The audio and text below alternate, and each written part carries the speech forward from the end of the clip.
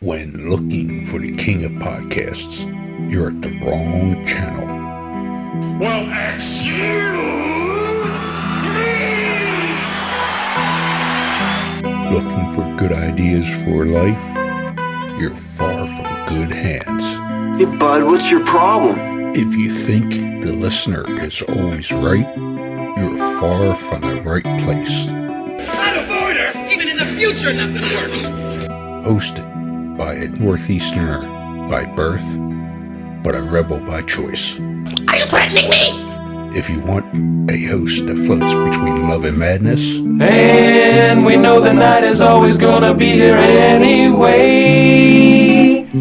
Thinking of you's working up my appetite. Looking forward to a little afternoon delight. then play on and listen to Crazy Train Radio. All right, guys, listen to some blues riff and B. Watch me for the changes and try and keep up, okay?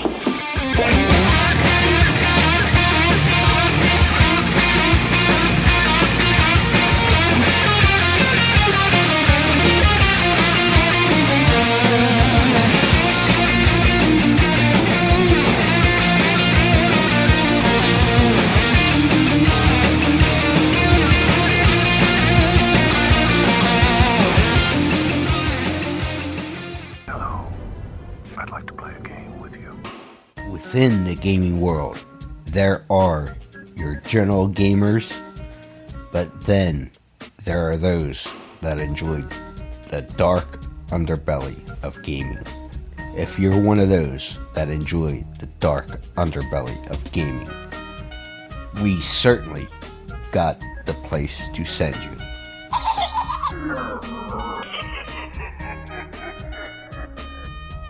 Scorpion Lair Games. That's right, Scorpion Lair Games is the creators of the true crime hit Killers, the card game. Let's not forget they also have Killers Clothing Company, their profiler game, and things like the 5-Minute Murder channel on YouTube. And we certainly can't forget the new book that is certainly a hit, Beyond the Headliners, True Crimes, Myths, and Legends. Make sure you visit Jeff and the Scorpion Lair Games on Facebook and everywhere today.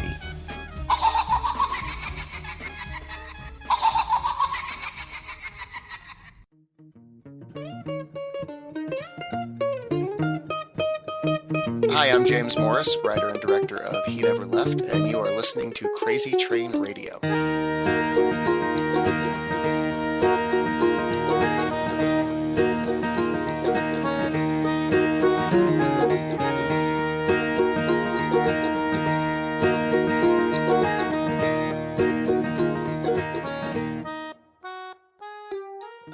Hey folks, it's your least favorite host in the podcast world, Croc, Jonathan Steele. And boy, do we have a good one for you today.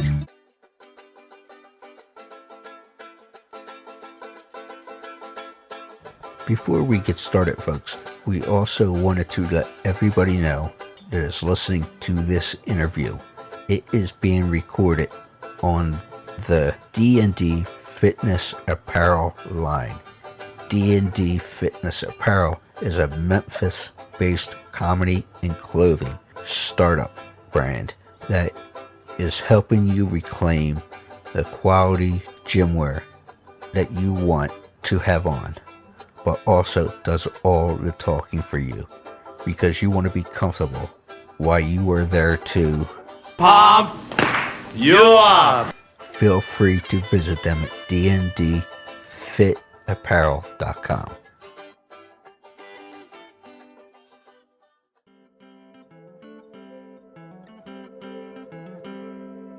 Ladies and gentlemen, boys and girls, children of all ages, this next guest is known primarily for his work in the independent horror genre, but we are going to be talking about one of his cooler projects in recent time. He Never Left.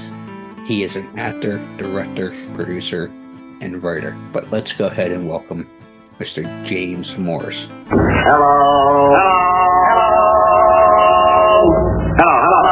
Quiet, numbskulls. I'm broadcasting. Good morning. Good, How man. are you? Thank you. Doing great. Can't complain. Well, we can, but That is I true. don't. I could, but Yeah, we're not gonna get. I start complaining. I'll start touching a whiskey early this morning. So, uh, so he never left. A lot to take in with this. So well, I good. get, I'm glad. yeah. So where would you say the original premise came for this? Because according to things I've seen, and we know everything is absolutely 100% real, whether it be the internet or otherwise. But it was supposed to be originally titled Room 28.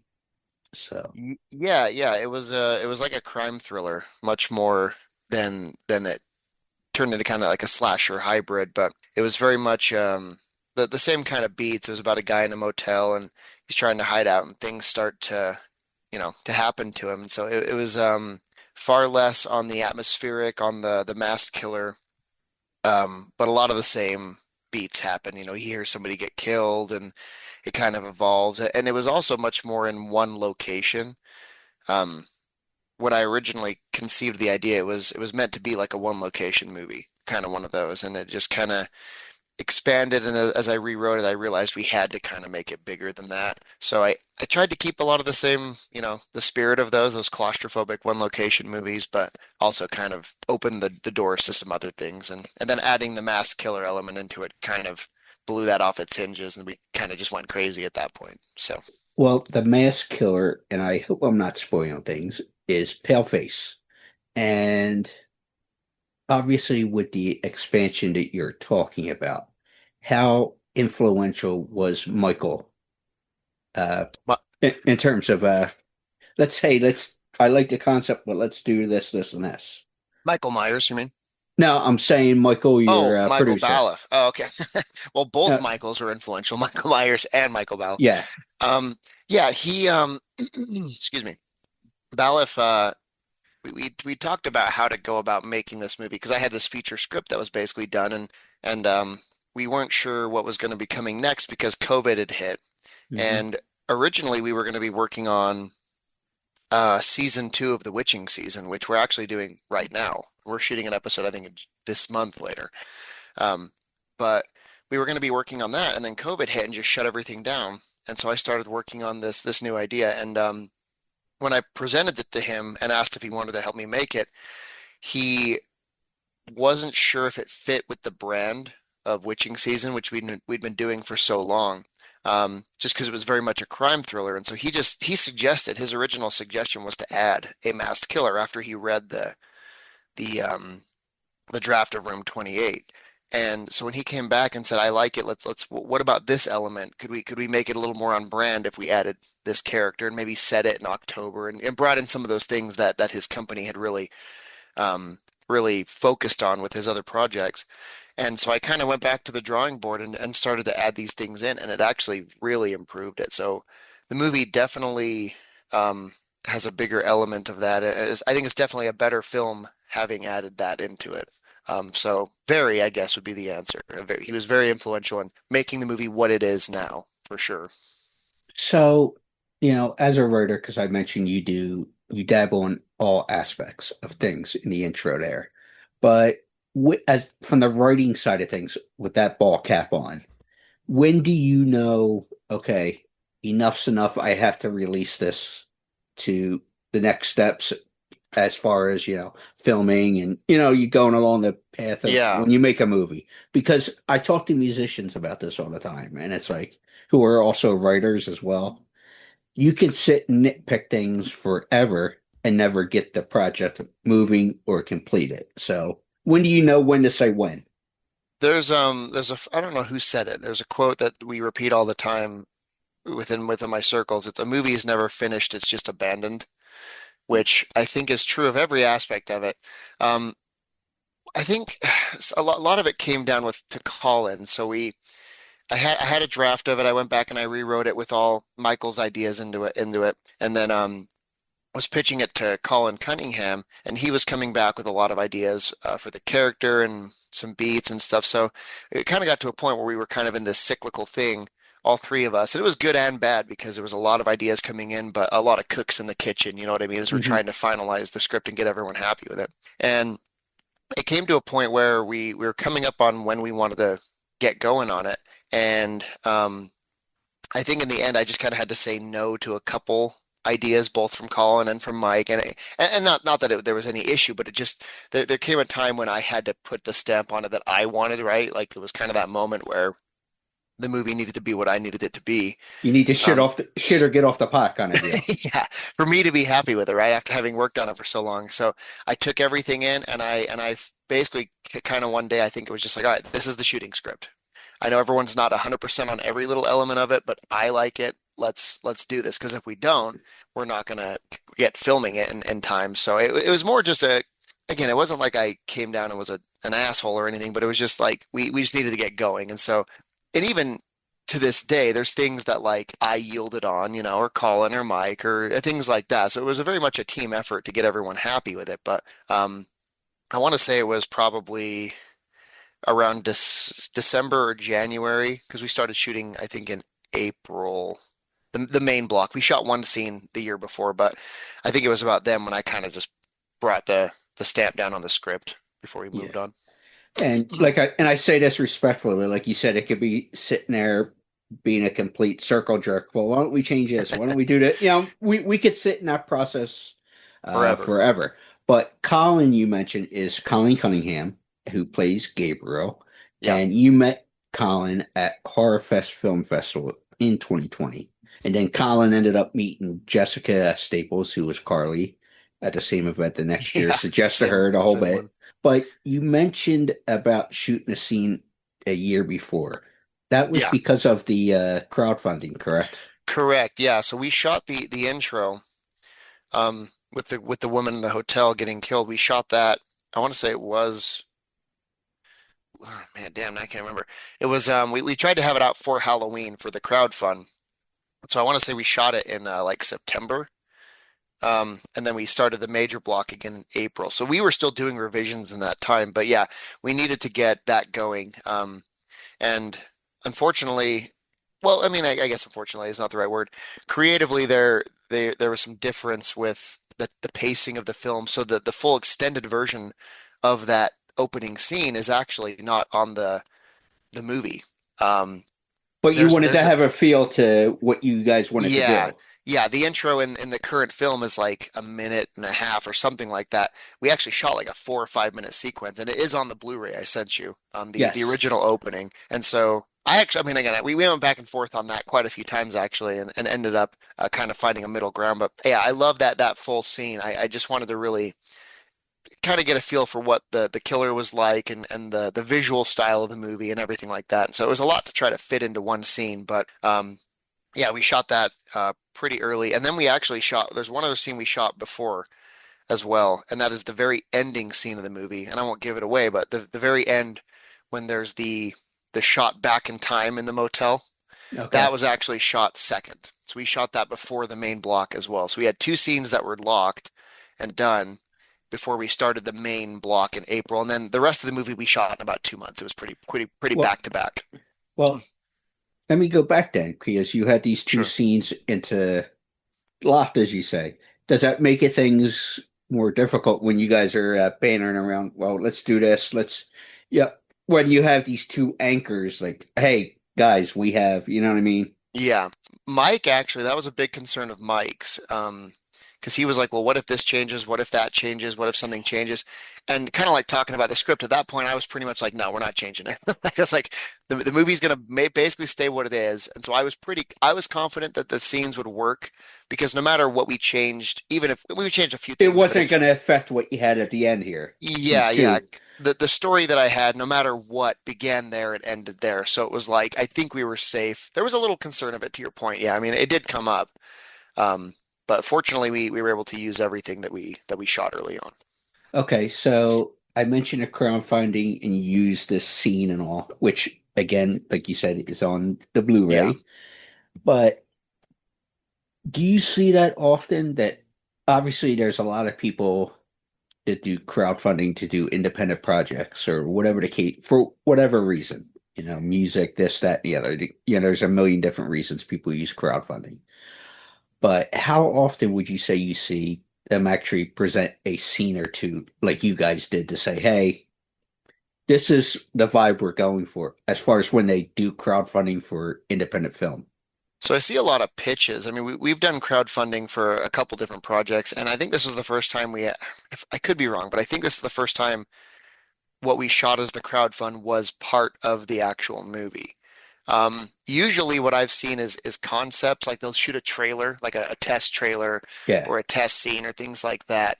Um, I don't know. Off the top of my head, I can't name one that I've seen in the circles I run in that have actually shot a scene that ended up in the final movie. I mean, I'm sure it's happened, but for us, it was always we just weren't prepared enough to have a scene ready to go when we were doing a crowdfund. But this time we again, it's funny to be like COVID allowed us to do that, but we just had so much prep time Yeah. leading up to it that it was like we had everything lined up, and so we thought, well, why not let's start shooting it. And there is some slight, I mean, if you look at the lighting in that opening scene, um, it's slightly different than kind of the feel of the rest of the movie. I mean, it's Michael's style, so it didn't differ too much, but that was kind of us jumping into it.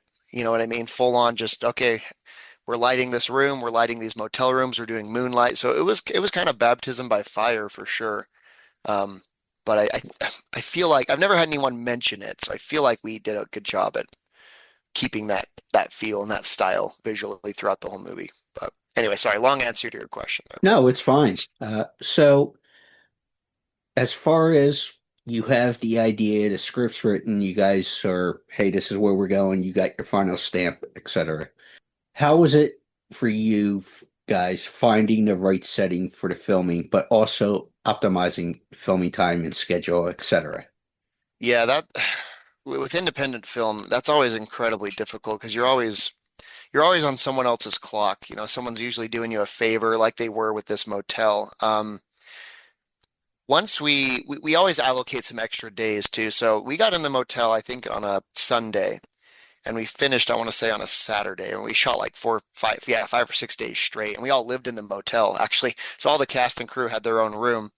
We rented out the whole motel, and that one was a lot of pressure because we knew we had X amount of days to shoot at this motel. And the stuff with the police in the end, we actually came back and shot that a couple weeks later. But that main block with Colin's character, it was pretty high pressure because we had so much to shoot, and we were on Joyce, who owns the motel. We were, on her time. She was doing us a favor, and so we knew that was kind of hanging over our heads. But for all that we had to do, and I've never had this on a movie before or any project, we hit every single thing we needed, and we never had a pickup with Colin, which is crazy. Like if you've ever made a movie, a short film, much less a feature, like not needing a pickup with a major character is just that's nuts, right? He came back and did some voiceover, but I just mean we were fortunate. Everyone was firing on all cylinders at the motel, and we were able to just kill it and get it everything we needed. The rest of the stuff, the next 2 blocks, which was the stuff with Carly and the marshals and all that, that was a little less pressure because that was more on our time. We had time to get these locations, and it wasn't nearly as stressful. But yeah, it was hard. We definitely were thinking about it nonstop as we're as we're filming. Like, we better get this scene done today because But we gave ourselves some extra time, and it ended up paying off. We used all the time we had. So yeah, Which is smart. And I wanted to say thank you to Aaron from A and B Movies, Horror Movies, who made the referral for this yeah, project, and yourself. So thank yeah, you, Aaron, for the recommendation. But so Will McAllister, who yes, plays Paleface, is actually a teacher at East Hollywood High School, where years before you ended up graduating for or graduating at. Did yeah. you know him, or was there no connection prior? So not at the time, no. So Will is about my age. So back in the time, he would have been, graduating high school too. But so we I graduated East Hollywood back in God 2006. I'm getting old. Um, Dude, I got a couple we years on you, but go ahead. yeah, you're feeling it. So I graduated, and then the school is very film centric. So over the years, we'd go back there for events and things like that. Like I always had this connection to it. And I remember we just finished filming our first feature, They Live Inside Us, and we were looking to do just some test screenings. And I emailed East Hollywood and I said, hey, I graduated from there. We have this movie that we're trying to get some eyes on. Maybe we could do a screening with some film students. And Will emailed me back and apparently had been following us for a long time. And he was like, I was actually going to reach out to you soon anyway to set something like that up. And so that's how we met, as we screened our first movie at the school. And we just stayed in touch with Will, and he kept saying, "Oh, if you ever do something else, let me be in it. I want to be in it." And so we stayed in touch. And when it came time to cast this, we floated the idea by him, and he was so excited. He loves the genre, and being a monster, a killer, was always, I guess, something he wanted to do. And so we went and did an audition with him where we actually threw a mask on him and filmed him trying to find me stalking around the school. And he got it. He followed direction really well, and he was so fun to work with. And so that was kind of a weird cyclical thing that he is now in the movie, and he teaches at the school that I developed filmmaking passion for. It's a very cool story, and I'm glad that I'm thrilled that he was in it. He genuinely is like the nicest person you'll ever meet. Definitely not a what you'd expect from the performance he gives as Paleface, but he's the kindest guy I've ever met. Just I don't think I've ever seen him not smiling. So it was, yeah. It's funny that you mentioned about the passion for filmmaking and stuff that you picked up at school there. Yeah. Was there a particular element you enjoyed picking up on, whether it be the writing, directing, acting, etc.? Yeah, it was definitely directing in the school. When I went into it, I liked acting. And it's funny because as I've gotten older, that's kind of gone a little more to the side, and directing and writing has kind of become more what I like to do. Very much wanted to be an actor from a young age, and then still enjoy it. I throw myself into my own projects and stuff but I always wanted to act. And then when I got to East Hollywood, I had a buddy named Omar who was very much into directing, and so I'd watch him kind of do his thing. And same another friend, Michael Christensen, different Michael, but they were very much into the directing element of it. And just watching them work, I kind of started to develop that, oh, that's fun to be in charge of things and to kind of tell your story. And so definitely when I came out of it, I wanted to direct more than I wanted to act. So the original Michael, and not Michael Myers that we were talking about. Yeah. And rumor has it that he had to talk you into a bigger on-screen role of Tim for this project. How much of an arm twisting was it? Yeah, I mentioned this to Aaron. We were talking about Aaron. I originally was going to do Paleface because that was something I could do where I wasn't on camera very much. I could focus on directing. Um, but again, Mike came to me because I'm a cop in real life. And so Mike came to me and was like, "Why are you casting somebody else to do this part?" And I said, "Well, I don't want to spend all this time acting. I need to focus on directing." And he kind of just sold it to me because he's like, "Well, you're not on camera that much, and when you are, it's usually just with Sean. Why don't you do this, and I'll help fill in the gaps." And so it wasn't too much of an arm twisting. It made sense as once he explained it to me. I was like, okay, it makes logistical sense. It makes casting sense. It makes the schedule easier. It's one less. All around, it just kind of made sense, and so I agreed to do it.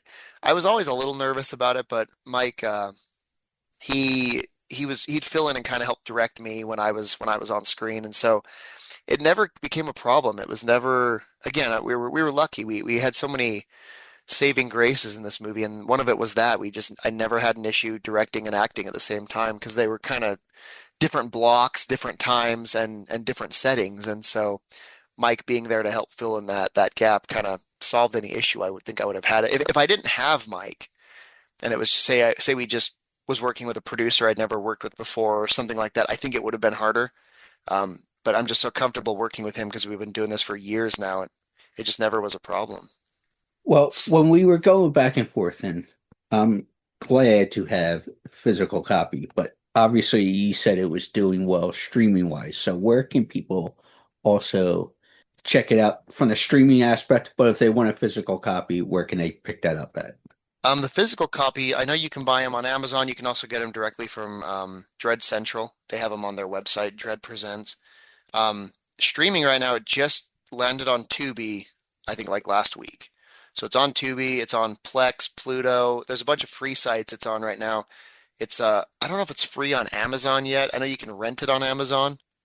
Hey, do it. Right. Yeah. Yeah.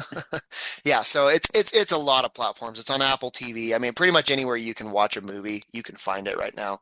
But it is starting to hit the free streaming.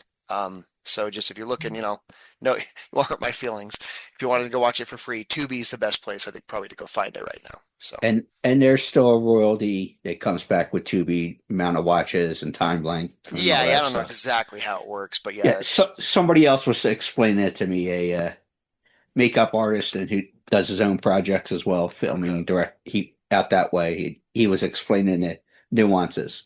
yeah. What is obviously next for you? What's in the pipeline for the rest of 2025? Well, we're filming, like I was saying earlier, we're filming season 2 of the Witching season. We've got 2 episodes shot. We're trying to film 3 more. We're shooting 1 this month. So that'll hopefully be out. It's another anthology, a sequel project to our original thing we did. We did a little anthology years ago called The Witching Season. It was just a make it on weekends as friends kind of thing, and it ended up just kind of blowing up. And we had it on Amazon Prime, and that thing has fueled and funded and enabled us to do so much with what we have. And so Mike always wanted to do a sequel series. So we're working on that now. So I directed 2 episodes on that, and he's doing 3. So that's coming. Hopefully by October of next year, that'll be out. And then I'm writing another feature. I have it basically done. I don't know when or how, or whoever will I don't know when that'll come out. I've talked to Colin about being in that one too. How you have a part for him and a few other actors, but it's a little bigger than He Never Left. It would take a bit more money and more time. So we'll see. It's definitely doable. I'm hoping to land some progress on that. Where can people find you link wise, whether it be social media or website, etc.? So I'm on Instagram. That's probably my most common one. If you want to talk to me, reach out to me, or tell me my movie was good or sucked, whatever. She's gone from suck to blow. Whatever you want to do. Instagram, James Morris 7403. I am on Facebook too. I don't remember my handle on that one, but just James Morris Filmmaker, I think. So those 2 are the main ones if you want to say hi. Yeah. Well, folks, make sure you check it out. He Never Left. James, thank you so much for the time. Absolutely, man. Thank you for having me.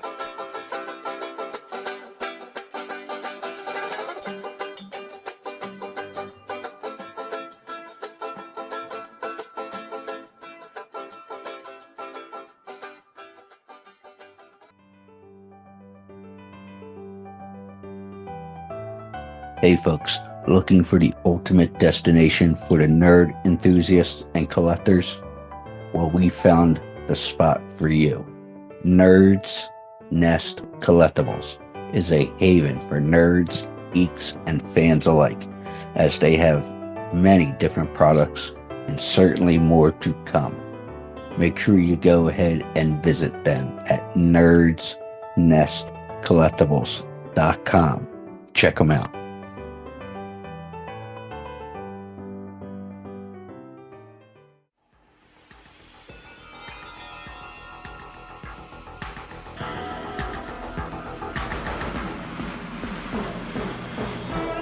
Hey there, it's Alan Troutman, Tarman from Return of the Living Dead, and if there's anybody you should listen to, it's me, about listening to Crazy Train Radio. Go do it.